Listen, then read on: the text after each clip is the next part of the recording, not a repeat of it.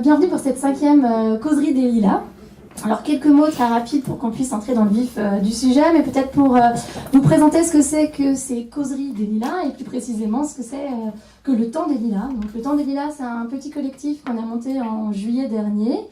Notre objectif, c'était de créer un lieu de réflexion politique déconnecté du temps électoral. Et c'était un sacré pari pour une année particulièrement marquée par les échéances électorales, qui est cette année 2016-2017. Pourquoi on a lancé ce collectif ?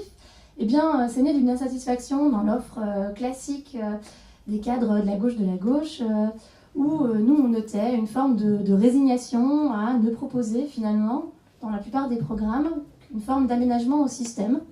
Et pour nous, il y avait une forme de manque d'imagination. On voulait aussi réfléchir à la façon dont on pouvait rendre désirable un projet réellement radical, un projet alternatif.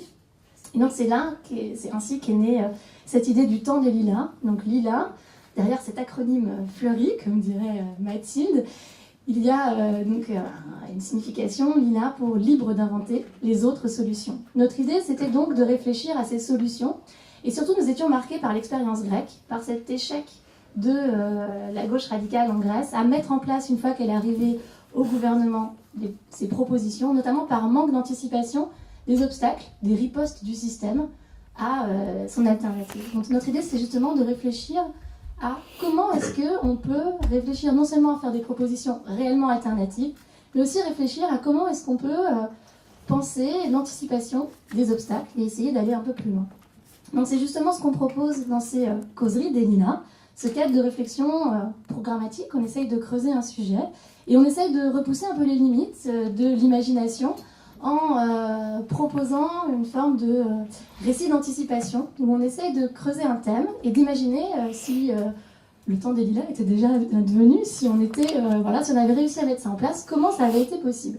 Et donc on a fait déjà 4 premières causeries, une première sur la dette avec Éric Toussaint où donc on a annulé la dette, réfléchi à comment on l'avait fait, une seconde en décembre dernier sur les médias, donc nous avons libéré les médias et donc avec Julien Salag, donc d'Acrimed, qui nous a présenté à quelles conditions ça pourrait être possible et comment on aurait pu riposter aux attaques des grands groupes privés et à leur campagne qu'ils ne manqueraient pas de mettre en place.